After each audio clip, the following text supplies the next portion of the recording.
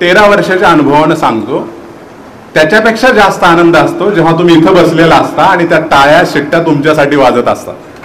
त्यामुळे इथं बसलेल्या लोकांनी इथं बसण्याची स्वप्न घेऊन जावं, कारण पेटणं, भेटणं आणि रेटणं ही अशाची त्रिसूत्रे असं मी म्हणतो बऱ्याच वेळेला, की तुम्ही पेटलं पाहिजे.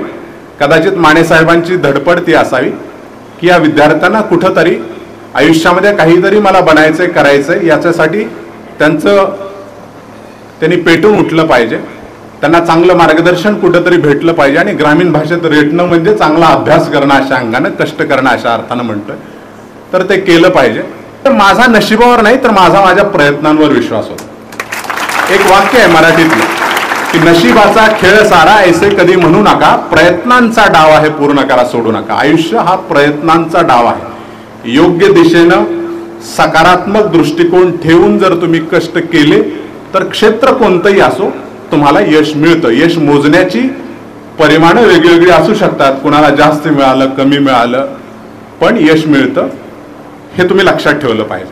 रात भर का तो मेहमान है अंधेरा, किसके रोके से रुका है सवेरा. म्हणजे तुमच्या आयुष्यात अंधार जरी आला ना, जसं निसर्गाचं चक्र आहे, अंधार सुद्धा येतो रात्रभरासाठीच असतो, सकाळी पुन्हा उजेड होतो. तर आयुष्यात फेज असते संघर्षाची, प्रॉब्लेम्सची, अडचणींची. तर त्याला तुम्ही धैर्यानं त्याचा सामना केला पाहिजे आणि समाधान शोधलं पाहिजे. मला असं वाटतं की माझ्या आयुष्यात आईकडून काय शिकलो. मी जे म्हटलं मगाशी की माझी आई माझी सगळ्यात मोठी गुरु आहे. तर ती आयुष्यात कधी आलेल्या अडचणी, संकटांना तिनं पाठ दाखवली नाही. त्याचं समाधान काय शोधलं तिनं. कारण आयुष्यात अडचणी येतात, पण प्रत्येक अडचणी, संकटाचं काही ना काही समाधान असतं. काहीचं समाधान पैसा असेल, काहीचं समाधान वेळ असेल, काही गोष्टी वेळेनुसार ठीक होतात, काहीचं कष्ट असेल, पण प्रत्येक समस्येला समाधान असतं.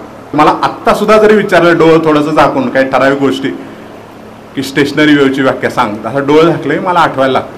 When two identical progressive wave traveling through a medium along the same line but in opposite direction interferes with each other. When the shape of resultant wave appears to be stationary, such waves are called as stationary waves. आता त्याचा अर्थ काय होता काय काही माहित नाही. Slam book नावाचा एक प्रकार असतो. मी माझ्या पुस्तकात पण लिहिलं ते की बऱ्याच विद्यार्थ्यांनी, माझ्या मित्रांनी त्यात असं लिहिलं होतं की घोलप गायब तरी पण साहेब. हमेशा गायब असायचं, पण तुझं एवढं कौतुक व्हायचं म्हणे कॉलेजमध्ये. आणि तशा पद्धतीनं अर्थात मी काही बोंबलत फिरत नव्हतो. तुमच्या भाषेत सांगायचं झालं तर काही ना काही विधायक गोष्टी करत मी फिरायचो. आणि त्याच्या कळत नकळतपणे कुटुंबाला असेल, माझ्या वैयक्तिक पर्सनॅलिटी डेव्हलपमेंटला असेल. कारण तुम्हाला सांगतो, तुम्ही एखाद्या गोष्टी ज्याला पार्टिसिपेट होता, आणि वक्तृत्वानं मला काय दिलं, खरं तर मी वक्तृत्व स्पर्धा खूप करायचो, की त्या गर्दीमधून उठून आपण त्या गर्दीच्या पुढे जाऊन बोलू शकतो आणि आपल्याला नंबर मिळतो.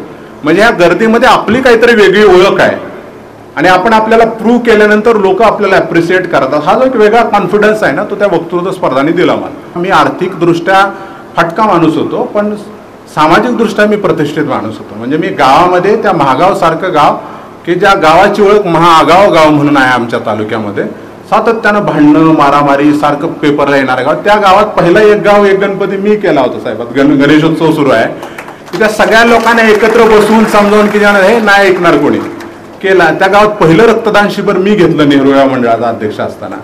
किंवा वृक्षारोपणासारखे कार्यक्रम असतील, सामाजिक कार्यक्रम असतील, त्याला आम्ही घ्यायचो.